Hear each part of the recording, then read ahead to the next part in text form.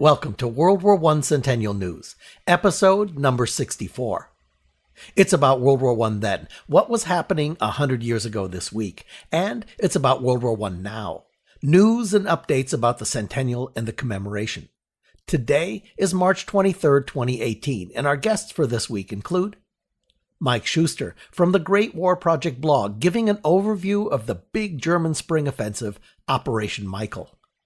Dr. Edward Lengel with a story of U.S. combat engineers joining in the fight. Lynn Heidelbaugh introduces the new women's exhibit at the Smithsonian National Postal Museum. Dr. Francoise Bonnell discussing the history of women and the U.S. Army. Nancy Furstinger talking about man's best friend in World War I and other critters. Saul Dibb, the director of the new feature film Journey's End, talks about being in the trenches to make the film. Thomas Skolnicki, Ben Suggs, and U.S. World War I Centennial Commissioner Jerry Hester join us to share the story of the 100 Cities, 100 Memorials project at North Carolina State University. Katherine Akey with the World War I commemoration in social media. A great lineup of guests for World War I Centennial News, a weekly podcast brought to you by the U.S. World War I Centennial Commission, the Pritzker Military Museum and Library, and the Starr Foundation. I'm Theo Mayer, the Chief Technologist for the Commission and your host. Welcome to the show.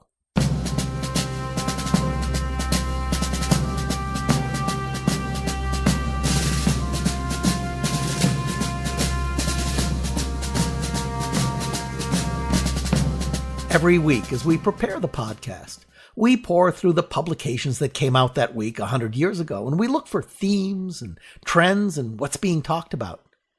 Now this week, we were struck with what wasn't being talked about, especially in government-related media, like the official bulletin, the government's daily war gazette published for the president by George Creel's Committee on Public Information, or the American Expeditionary Force's weekly Stars and Stripes newspaper. Now this is the week on March 21st that the Germans slammed down the hammer with the first phase of their spring offensive. With that as a setup, let's jump into our Centennial time machine and roll back 100 years to the week that launched the definitive 6 months of do or die in the war that changed the world.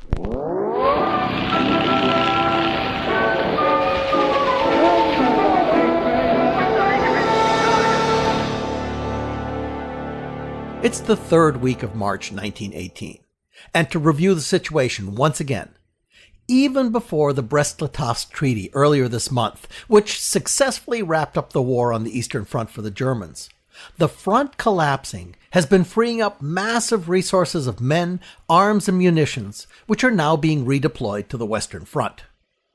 Germany's General Erich Ludendorff plans a massive spring offensive designed to separate the British and French armies and to force a surrender which the Germans feel pressured to do before the American troops can affect the outcome. The offensive is codenamed Operation Michael, and unbeknownst to the Allies, is scheduled for March 21st, 1918. Although the Allies could have been more prepared, they surely were not surprised. Most historians agree that the only surprise is the specific day and the specific location of the offensive's launch. In fact, by mid-February 1918, the buildup of men and heavy artillery on the German side has become too large to dismiss any doubt of a coming attack. In a letter from Sir Douglas Haig, Commander-in-Chief of the British armies, written after the fact, he describes aerial operations revealing expanding ammunition and supply dumps all along the Western Front, with a clear buildup at the Arras sector, leading Haig to believe that this is the most probable place for a German offensive to take place. By some accounts, the actual date of Operation Michael is uncovered by British intelligence a few days before the fact. Unfortunately, defenses are still being prepared on March 21st. And even more unfortunately, General Haig has decided to strengthen his left wing at the expense of his right, and his right wing is exactly where the full force of the German hammer lands. According to historian Robert Dowdy, French intelligence also discovers a high probability of a German attack at Arras, but the lack of an overarching structure connecting the two armies hampers collaboration. In the meantime, The U.S. government seems to be focusing its public with misdirection.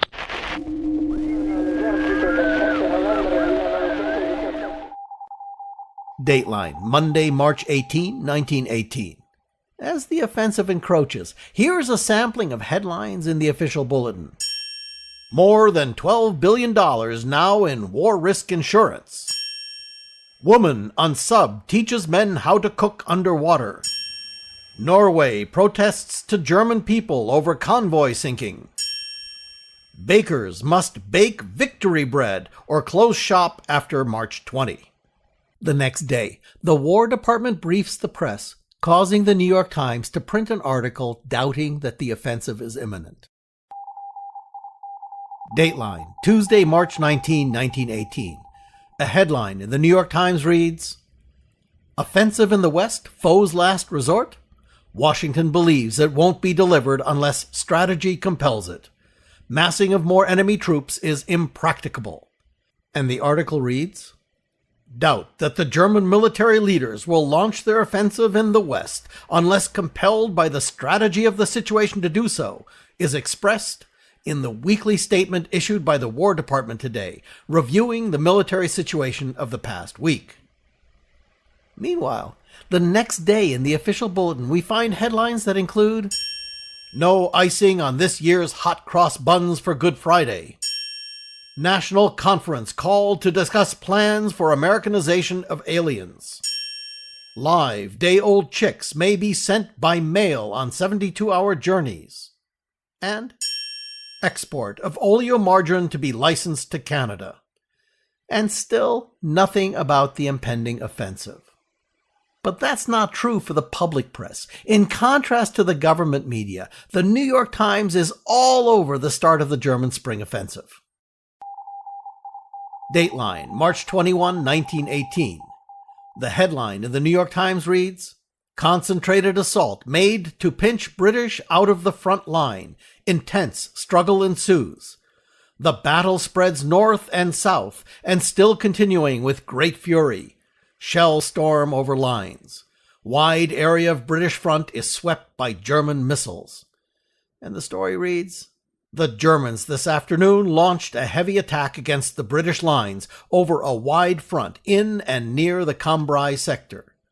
The assault bears all of the earmarks of being the beginning of the enemy's much-heralded grand offensive. The attack was preceded by a heavy bombardment from guns of all calibers, and the duel between opposing heavy artillery has been rocking the countryside for hours. Meanwhile, another headline reads, Washington still doubtful on drive. American officers wait for full scope of German move to develop. However, the next day, on March 22nd, a reporter named Philip Gibbs files a cable report for the New York Times that is, in retrospect, the most accurate description of this dynamic moment.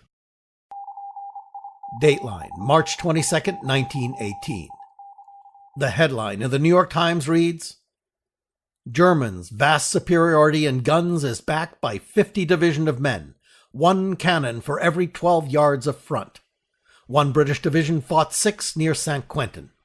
And the story reads, The enemy flung the full weight of his great army against the British yesterday. Nearly 40 divisions are identified, and it is certain that as many as 50 must be engaged. In proportion of men, the British are much outnumbered. Therefore, their obstinacy and resistance of the troops is to be admired. 9 German divisions were hurled against 3 British at one part of the line, and 8 against 2 at another. All the storm troops, including the guards, were in brand new uniforms. They advance in dense masses and never falter until shattered by machine gun fire. As far as I can find, the enemy introduced no new frightfulness. No tanks, no special invented gases, but instead relied on the power of his artillery and the weight of his infantry assault. The supporting waves advance over the bodies of the dead and wounded. The German commanders are ruthless in the sacrifice of life, in the hope of overwhelming the defenses by sheer weight of numbers. And that's how the media ran this week 100 years ago. When the German spring offensive launches in the war, that changed the world. We put the links to our research in the podcast notes for you to explore. And that brings us to the Great War Project with Mike Shuster, former NPR correspondent and curator for the Great War Project blog. Mike, we've been looking at this moment through the lens of the press reports. Meanwhile, your post this week offers a great sort of a congealing overview of the first days of the spring offensive. What's your headline, Mike? Well, Theo, the headline reads, "Last chance for both sides as Germany attacks. Germans in stronger position, Allies in terrible shape. The Kaiser declares victory." And this is special to the Great War Project. In the early morning of March 21st, a century ago, the Germans launched the offensive that is intended to bring victory to their forces on the Western Front. The goals, according to historian Martin Gilbert, are first to drive the British army from the Somme in northern France, and at the same time drive the French forces from the River Aisne. Both areas were fought over to a stalemate earlier in the war. Now, the omens for Germany were good, writes Gilbert. Russia was out of the war. Their pre-war nightmare of a conflict on two fronts was over. The German railway, hitherto tied to the Eastern Front, now is moving men and guns rapidly westward. The initial German thrust surprises the British. They figured the first action would come much further south. It didn't. They were wrong, and their manpower is weak in the face of the German onslaught.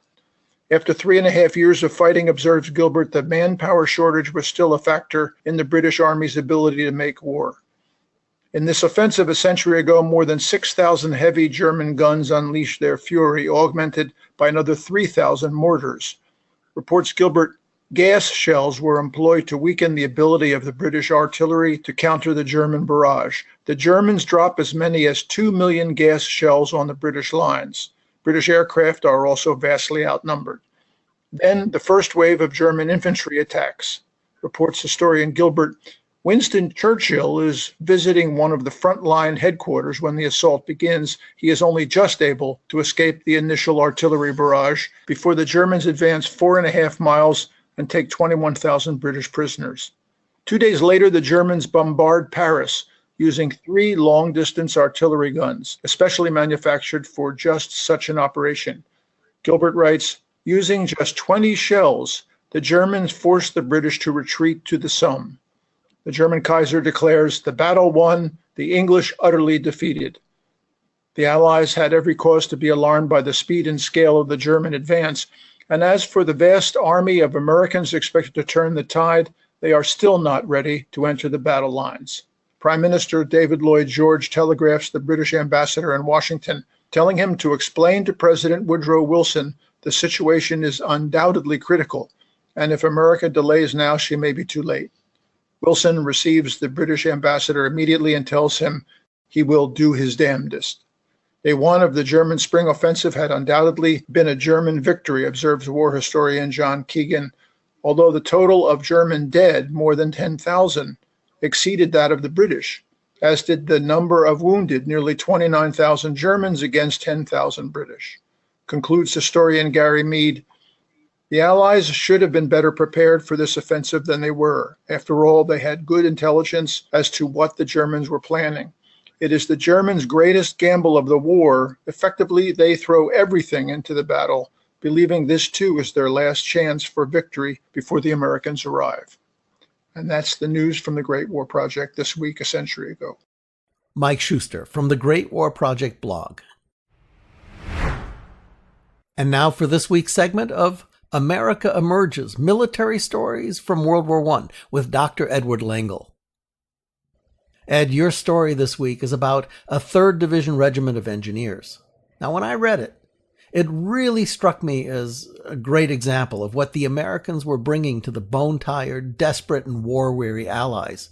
It was more than bodies and equipment. It was also a really special, almost naive, but very recognizable spirit. So, what is the story? Well, the German offensive, as Mike showed very well, was a smashing success for Germany in the first few days. It tore open the British lines in northern France.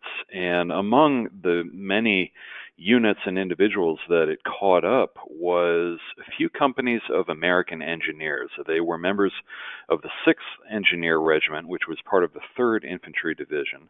There were 2 companies, B and D, and a headquarters company that were at work along the Somme River, building bridges.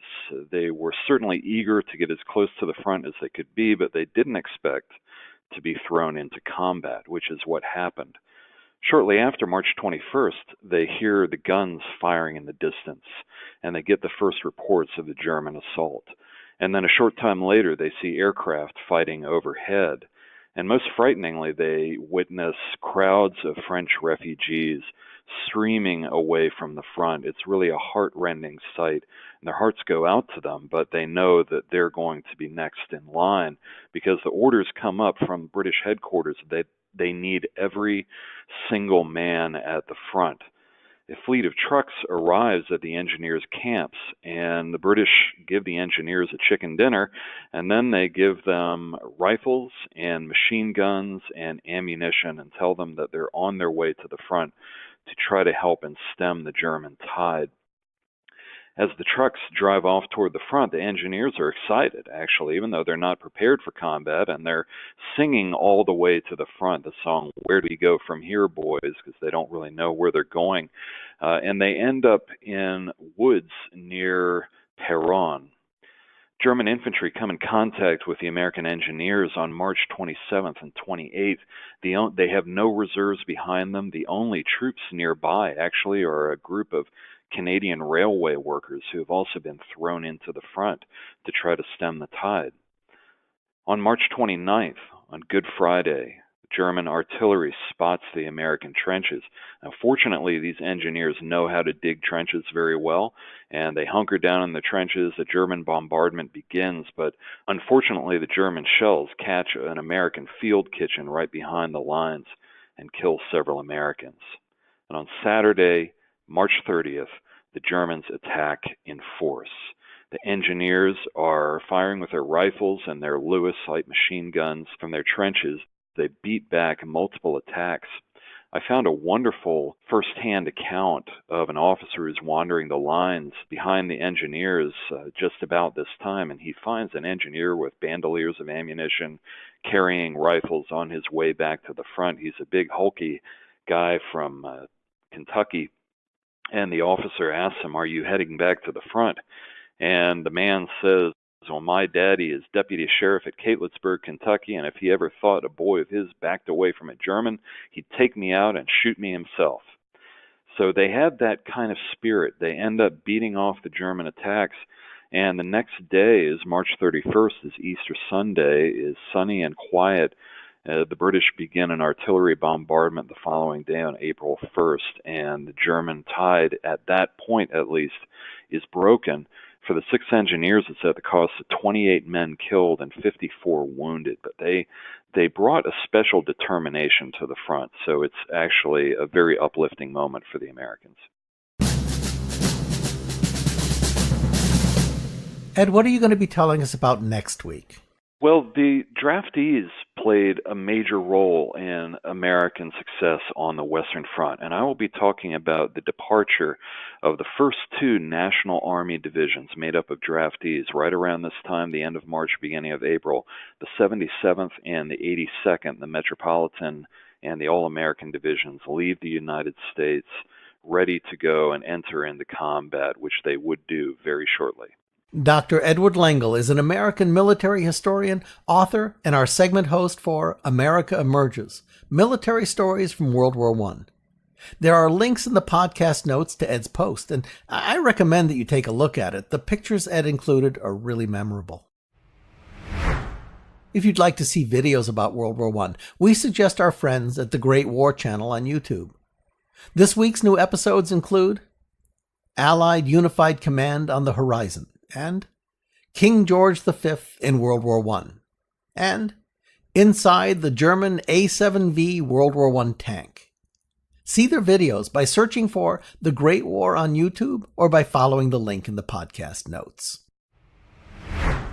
Okay, it's time to fast forward into the present with World War I Centennial News Now.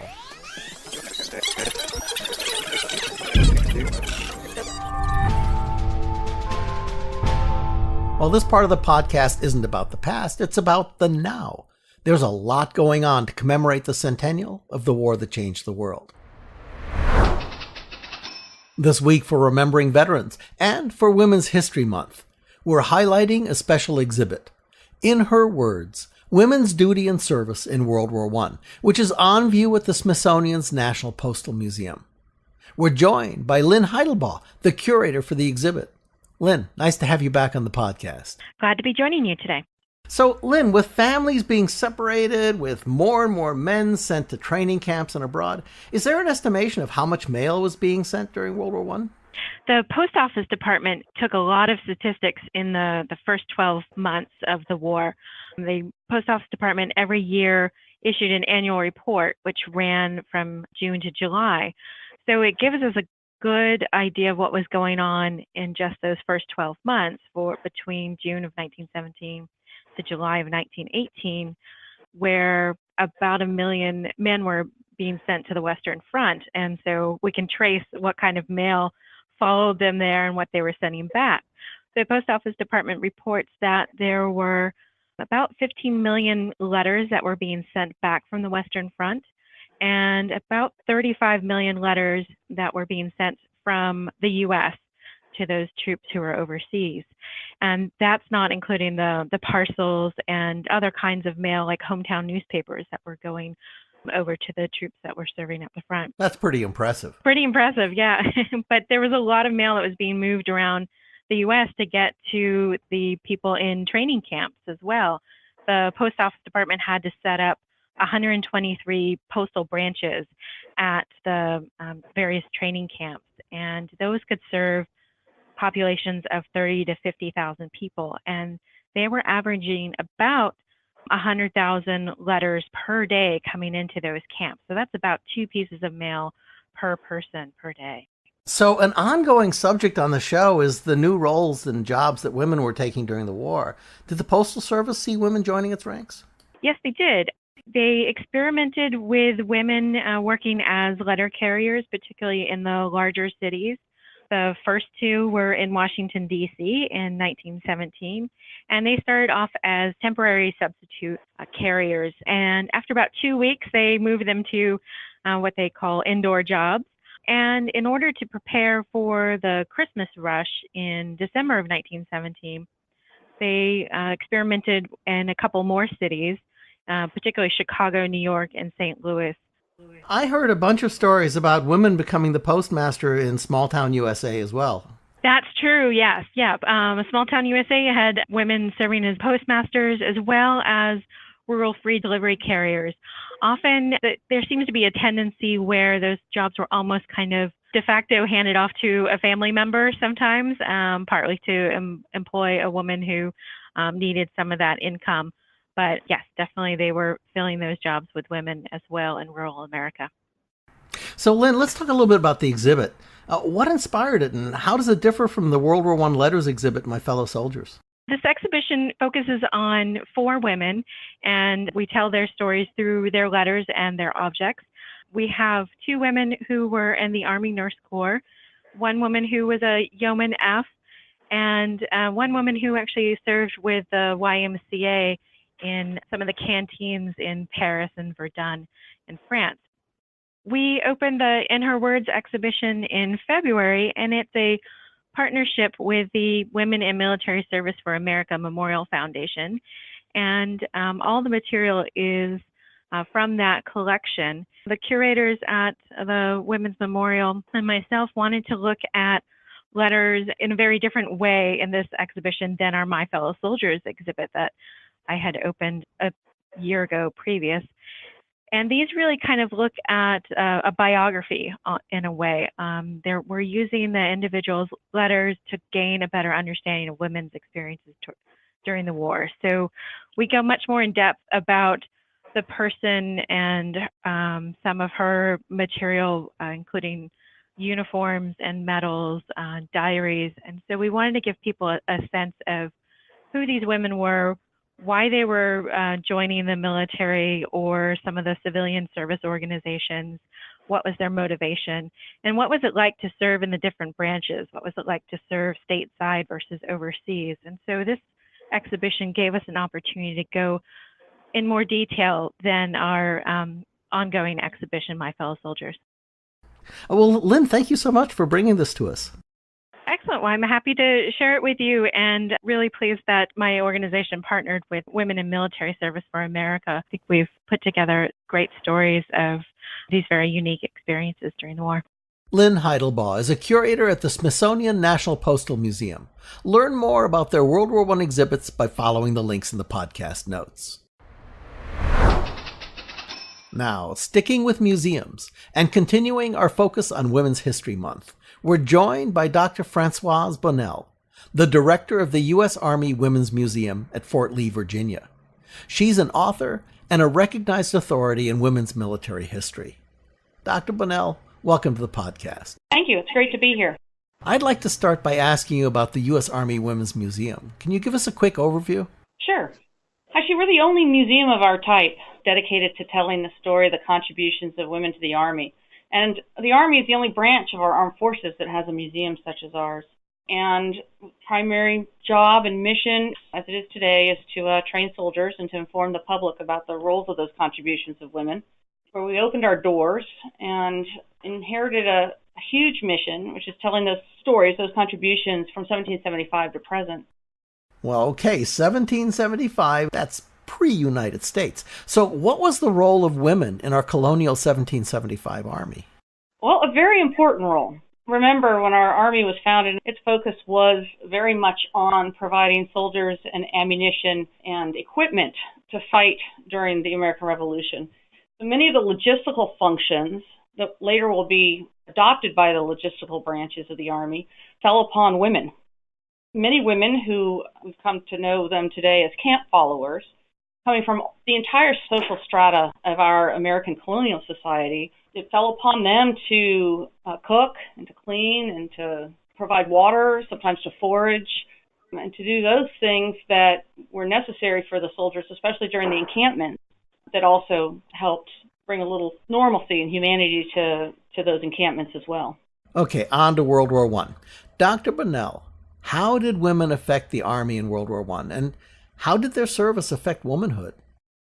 We found that the service of women in the military, and in the Army in particular, is very much intertwined with American society.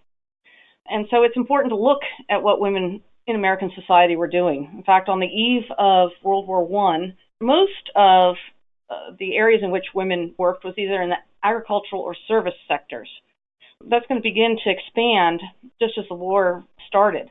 And sometimes the changing role of women is also based on the needs of not only the Army, but the nation as well.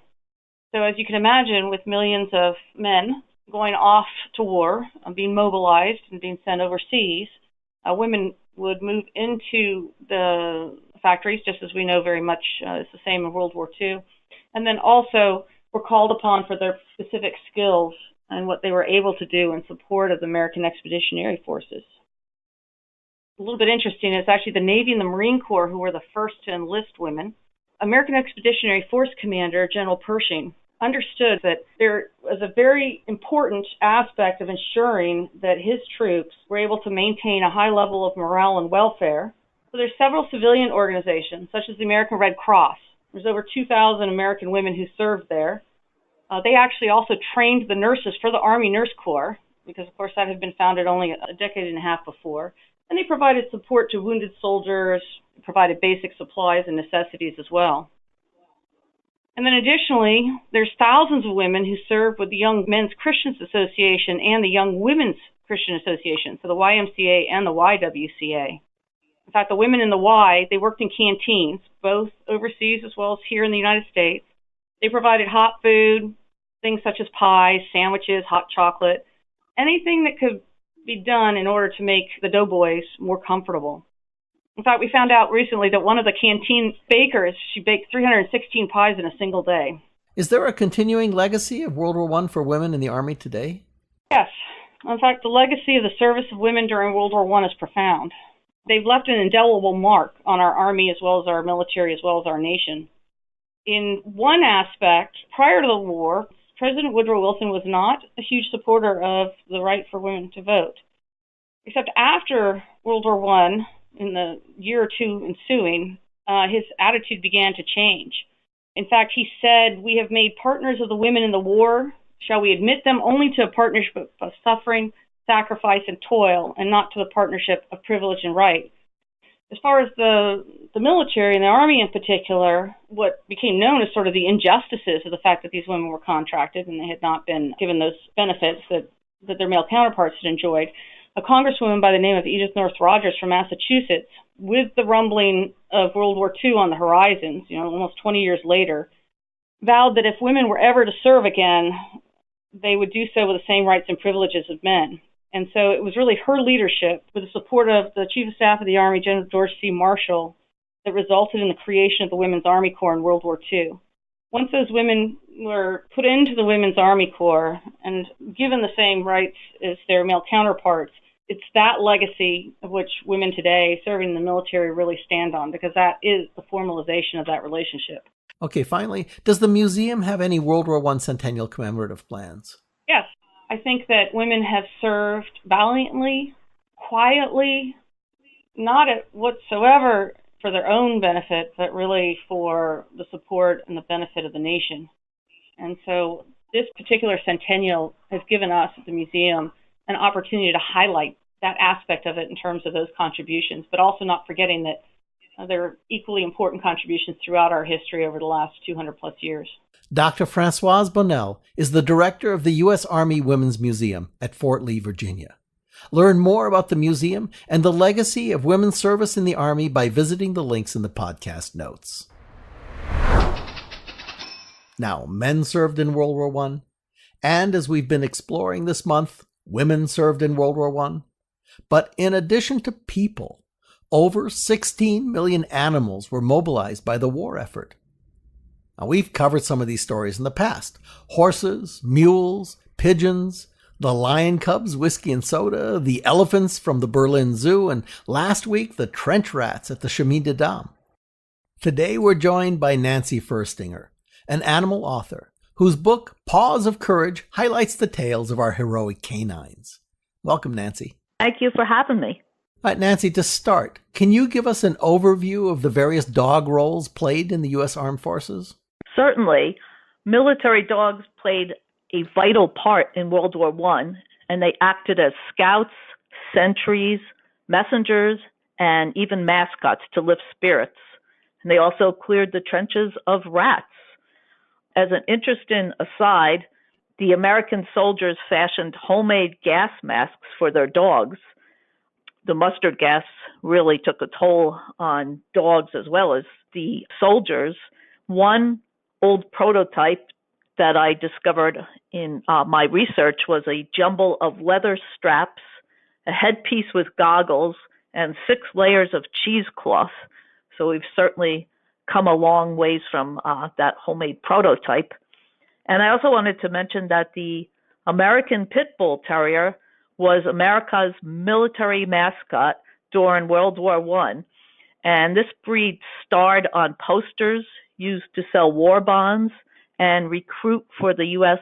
military, which I thought was really interesting. Well, everybody's talking about Sergeant Stubby, and of course, next week he premieres as the star of his own animated feature film. What other famous wartime pooches are there in World War I? I can't wait to see this upcoming film. In my research, I came across a dog. His name was Rags, and he was a Cairn Terrier mix, like Toto in The Wizard of Oz, who was found by an American soldier named James Donovan during an air raid in Paris. Dogs have a phenomenal sense of hearing, so his ears could hear the buzz of incoming shells before the soldiers did. Just like Sergeant Stubby, he would alert the soldiers prior to the shells exploding. So he did a wonderful service there. He also became a carrier dog who crawled under barbed wire to deliver messages for radio operators over dangerous battlefields, despite being injured. And he served in 3 major World War I campaigns and saved many lives. Rags made rank of lieutenant colonel, and when he died, Rags was buried with military honors. And then in the military mascots section of the book, I have a picture that cracks me up every time I see it of Sergeant Major Jiggs, who is an English bulldog, and he became the first mascot of the Marine Corps. And his recruiting picture during World War I featured Sergeant Major Jiggs equipped with a helmet and displaying his enormous underbite, which is pretty characteristic of the breed. In October of 1922, the Marine Corps enlisted Jiggs, and he symbolized the fighting spirit despite massive amounts of slobbering and snoring. Well, and I think one or more drill instructors were also very much like him. Well, your book covers dogs in service. And as we covered in the opening, there were a lot of different animals that served in World War I. From your research, what strikes you as one of the most unusual animals and how they were used in the war? Well, we also had a Murphy the donkey. When a stretcher bearer for the Australian Army Medical Corps found a donkey, he trained Murphy the animal to become an ambulance. And Murphy was awarded a Purple Cross for carrying wounded soldiers down rocky gullies into field hospitals during World War I. When given the command backpedal, Murphy reversed direction and returned to the front. He sounded really amazing. And there was also, of course, Lizzie, the Indian elephant. When the British Army sent more than 1 million horses and mules to the World War I front to pull artillery, civilians wondered who would haul the scrap metal off to the steelmakers for the war effort. So they enlisted Lizzie, who they leased from a traveling circus. And Lizzie had a custom-made pair of leather boots and a harness to tackle the task that was usually performed by 3 horses. And last but not least, a very surprising species, brave champions on the battlefront, were European glowworms. With lime-colored lights that glow in the darkness, glowworms served as nature's night lights during World War I. British soldiers would collect jarfuls of the female insects, because the males don't glow, and use them to brighten dark trenches so they could study battle maps, write messages, and, importantly, read letters from home. Now, Nancy, that's something I did not know before. That's great. Pretty amazing. Well, thank you for coming by and giving us so much insight on our animal friends and how they helped. Thank you for having me. Nancy Furstinger is the author of over 100 books, many about her life's passion, animals. Learn more about Nancy and her writing and the service of animals by following the links in the podcast notes. Last week in Spotlight on the Media, we introduced you to a World War I feature film that premiered over the weekend in both New York and Los Angeles. Journey's End is a powerful film about a group of British soldiers that rotated into the frontline trenches just about exactly 100 years ago this week. I had a chance to catch up with the film's director, Saul Dibb, in a call to London. Here's how it went. Saul, Journey's End is a really intimate film about a really intimate subject. It's about men, mortality, and fear. Can you give us a quick overview of the story? You've given it a very good introduction there. It's essentially about a regiment of soldiers, so around 120 men, who are going back to a front line in the knowledge that there is going to be an enormous attack coming, and they're very likely to be there when it comes. So it's about how they wait as the days go by and the minutes tick by, and how each of them deals with their fear, like you say. At the centre of it is Stanhope, who's a very seasoned captain, even though he's only in his early 20s, who's changed irrevocably in the 3 years he's been at the front. And then into his officer's dugout steps a young man of 19 who hero worshipped him when he was at school and has tracked him down. And so in the middle of all the pressure that they're under anyway, suddenly there's a young man who remembers him as he was, and that kind of puts a massive kind of added amount of tension and pressure onto Stanhope's shoulders. Well, quite literally, from a historical standpoint, this is taking place during the Spring Offensive, right in that same time frame, isn't it? It is, yeah. I mean, and the big thing that's hanging over all of it is that just before then, the Americans had joined the war, but weren't able to mobilize their troops till a year later. So from what I understand of it, and obviously your listeners may know much, much more about it, but the Germans felt that this was the last big push before reinforcements arrived. And so they planned an enormous barrage of bombs and mustard gas and all of this stuff that was all going to come on March the 21st. And the British were aware of it. And so the word went out in the kind of euphemistic phrase at the time was to lightly defend these trenches. They thought, well, what we're going to do is sacrifice this line, this part of the line, and the men that go with it.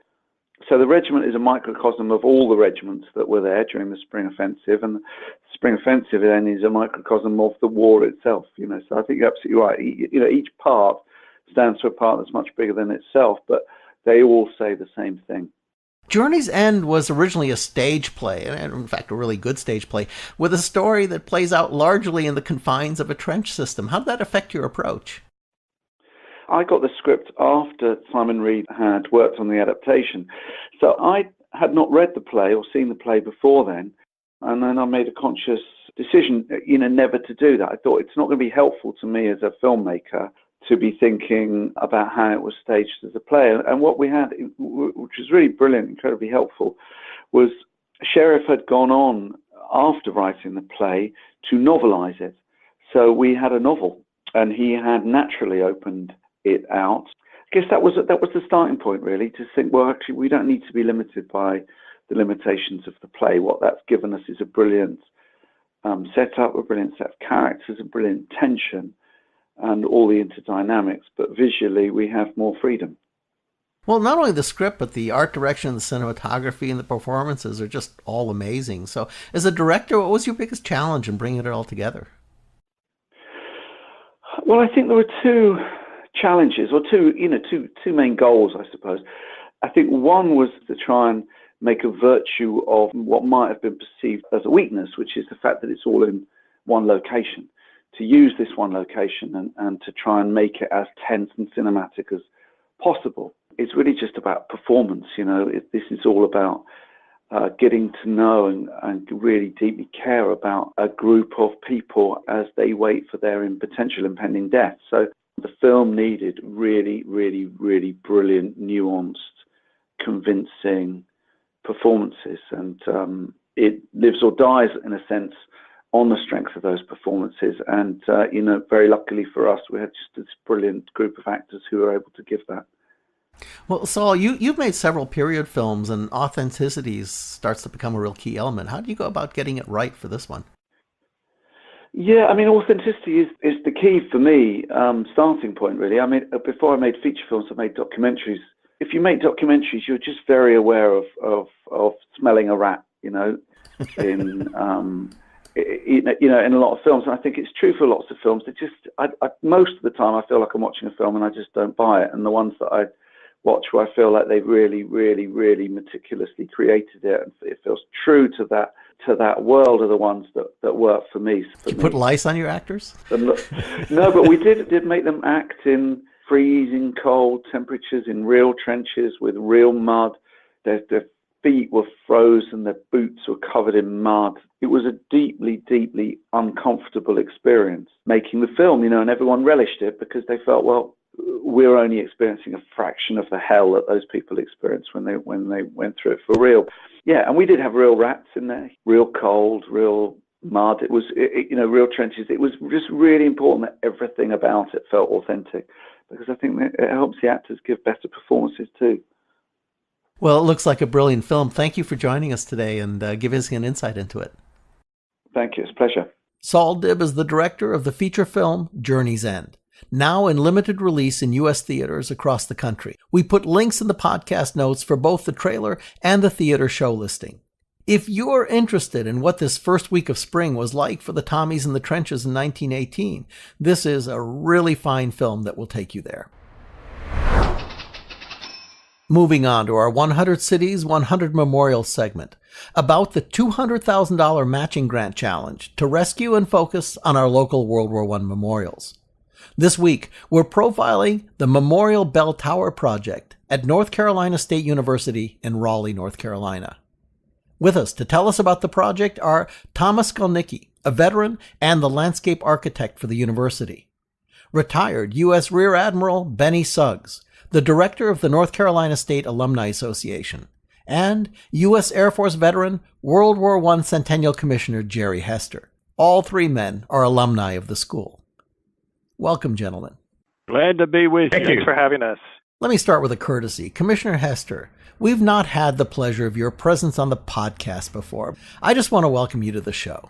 Well, it's my pleasure. I've been following it many times, and I also want to say hello to my friend Ed Lengel. Ed was one of the first persons that I ever contacted when we were looking in the Meuse-Argonne region back in the 70th anniversary of World War I. Glad to be here. That's right. You're live. Yeah. Terrific. Okay. So my first question is going to go to you, Tom. The North Carolina State University Bell Tower is it's an unusual building with an interesting history. It started out as a low 16-foot World War I memorial, a cornerstone monument known as the Shrine Room. But like a tree, it started to grow for decades, up to 115 feet tall. Can you just tell us the story? Sure, I'd be glad to. The Memorial Bell Tower, as you said, is at 115 feet tall, is, I think, easily our most prominent landmark on campus, and it's located along our historic campus edge. And in 2007, it was designated as one of 9 hallowed places on our campus. And those are places that are irreplaceable buildings or landscapes that have accrued a special meaning over time and to multiple generations of NC State members of our community. The university was founded in 1887, and from its inception has had military training drills and classes as part of its curriculum. So there's always been a strong connection to the military since the founding of the university. And as the U.S. entered the war, nearly 100 students immediately withdrew from the college to enlist in the military. As the war came to an end, Vance Sykes, a member of the class of 1907, and other alumni formed the Memorial Tower Committee. And the committee struggled with debt during the decades preceding the tower's completion, largely as a result of the Great Depression. The project fell deeply into debt, and the committee was threatened with legal action until the outstanding balance was paid. And due to these financial constraints, the memorial had a couple of starts and stops, as you mentioned. It took time to complete it. In fact, it was begun in 1921 and was not officially dedicated until 1949, 20 years after the construction began. Now, Commissioner Hester, you're an alumni of the university, and did you encourage them to participate in the 100 Cities, 100 Memorials project, or did you learn about their participation afterwards?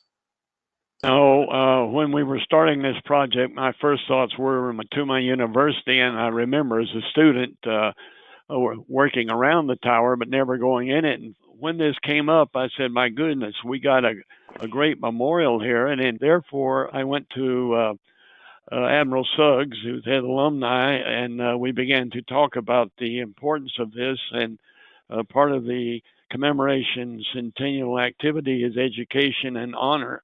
And we knew that we had to educate the students there to its significance as well as honor them. I had to make sure that my own university had recognized what was on the campus, and I think we've been successful at that. And I go back to my early English classes at the university, English 101, when we studied poetry, and World War I poet Alan Seeger's poem, I Have a Rendezvous with Death. And an excerpt from this poem is appropriate. I have a rendezvous with death at some disputed barricade. When spring comes back with rustling shade and apple blossoms fill the air, I have a rendezvous with death. And it's appropriate in the spring of this year and May 1st that we remember those young men whose lives were cut short. But that was my motivation when I began to get involved with my university on this. Well, that's a great lead-in directly to Benny. Benny, this is our first spring of 2018 episode, and appropriately for your restoration project, you're adding poppy beds to the tower, and then you're going to have a commemoration. Can you tell us about that? Well, absolutely, and thanks a bunch for having me aboard today. But Mr. Hester did approach me a while back, and since I am an alum and a 30-year Naval Aviator veteran, I jumped at the privilege of helping out with this very special event coming up on May 1st. It's a Tuesday at 3 in the afternoon. As Tom said, this is the most prominent gateway here to NC State. The Alumni Memorial Bell Tower is on our official seal. It's also on our class ring, one that I'm wearing right now. And so it's an extremely important landmark here at NC State. We have a lot of passion for what it represents. And it's rare that a student leaves NC State when I have an opportunity to go inside the shrine room and see those names inscribed in the marble, as Tom described, the students and alumni who served so well with great honor and unfortunately perished, and also appreciate all those folks who served then and subsequently with great distinction. But we decided to do the event either late April or early May, and so we got with our horticulture department. We actually have over 1,000 poppies growing now in our greenhouses here at NC State, and they'll be transplanted over to the Alumni Memorial Bell Tower. And so we're going to have a special event beginning at 3 o'clock in between the sound of the bell tower, marking 3 o'clock and sounding 3:30. We're expecting a big turnout. It's going to be a great event, and I think it's something that is very appropriate as we recognize the students and alumni who served so well with so much honor in World War I. But again, Mr. Hester approached us to begin the planning, and we looked at this as a real privilege and a special honor to help showcase the significance of the bell tower and NC State alumni service to its country. Well, gentlemen, I have a real quick question for each of you. You can kind of give us a yes, no on it. And the question is, just in closing, when you were at school, did you know it was a World War I memorial? Jerry, start with you. We didn't know either. We just thought it was a bell tower. Okay. Benny? Yes, I knew it was a World War I memorial. Okay, and Tom, how about yourself? I don't think I knew it was a World War I memorial when I was a student, but coming back here to work on staff, I definitely learned it 10 years ago when I started here. So it's a 3-1. That's about normal. So thank you, gentlemen, very much for joining us. We hope out of this event, the students will begin to recognize what they have on their campus. The students today are numbering above 30,000. Back when we were students, we were about 5,000. Yeah, I agree. And I think that this event and this display of poppies and our ability to replicate it in the future is going to be a big part of telling that story. Well, happy spring to all of you. Thank you. Thank you, gentlemen. Thomas Skolnicki is the University Landscape Architect at North Carolina State University. Benny Suggs, the Director of North Carolina State's Alumni Association, and Jerry Hester is a World War I Centennial Commissioner. Learn more about the 100 Cities, 100 Memorials program at the link in the podcast notes, or by going to ww1cc.org/100memorials. And that brings us to the buzz. The Centennial of World War I this week in social media with Katherine Akey. Katherine, what did you pick this week? Hi, Teo. We celebrated St. Patrick's Day this past weekend, and in honor of that, I wanted to share 2 quick articles about the Irish and Irish Americans of World War I that we shared on Facebook this past week. The first comes from NPR and tells the story of a torpedoed Irish ship and the cargo aboard that saved its sailors' lives. The ship was making its way across the Irish Sea, a favorite hunting ground for German U-boats, when it was struck by a torpedo and split in 2. As the ship began to sink, sucking the sailors down into the water with it, the cargo floated up to the surface, barrels and barrels of the iconic Irish stout Guinness. Holding on to the Guinness, the sailors drifted in the sea and were rescued a few hours later. You can read the full story at the link in the podcast notes. To wrap up St. Patrick's Day, head to the Saratogian News, where they recently published an article about the experience of an Irish American regiment, a part of the 42nd Rainbow Division, during the St. Patrick's Day of 1918. They celebrated the holiday just after having experienced some heavy losses at the hand of the Germans and their artillery. Read about their valiant efforts under intense German fire and their celebration of the holiday at the link in the podcast notes. And finally, for this week, you can head over to Mental Floss to take a World War I era literacy test. With a rapidly growing armed forces drawn from all corners of the country and all segments of the population, officials and army leaders saw indications of life in the early 20th century. Nutrition and literacy in this cross-section of America were not at the levels they had expected. Though reading and writing are not necessarily the most important requirements for trench warfare, and indeed several combatants, including Russia, Italy, and Turkey, had shockingly low rates of literacy in their ranks, the U.S. became increasingly concerned with whether or not its soldiers were literate as the war picked up pace. Thousands of American soldiers couldn't read printed directions on basic military tasks, posing a potentially dangerous problem for the fledgling force. The Army didn't implement its first major literacy program until the 1940s, but it did use a battery of yes or no questions to test literacy as new recruits came in during World War I. Some of the questions are quite simple, like, is coal white? But they escalate in complexity to ones like, are members of the family usually regarded as guests? And are loquacious and voluble opposite in meaning? You can take the test yourself and read more about the pitfalls of this first literacy battery by visiting the link in the podcast notes. That's it this week in the Buzz. And that's also it for this week's episode of World War I Centennial News. Thank you for listening. We also want to thank our guests, Dr. Edward Lengel, military historian and author, Mike Shuster, curator for the Great War Project blog, Lynn Heidelbaugh, curator at the Smithsonian National Postal Museum, Dr. Francoise Bonnell, director of the U.S. Army Women's Museum at Fort Lee, Virginia, Nancy Furstinger, animal lover and author about animals, Saul Dibb, director of the feature film Journey's End, Thomas Skolnicki, Benny Suggs, and World War I Centennial Commissioner Jerry Hester for the 100 Cities, 100 Memorials project at North Carolina State University, Katherine Akey, the Commission's social media director and the line producer for the show. A shout out to Akey.more as well as our intern John Morellis for their great research assistance. And I'm Teo Mayer, your host.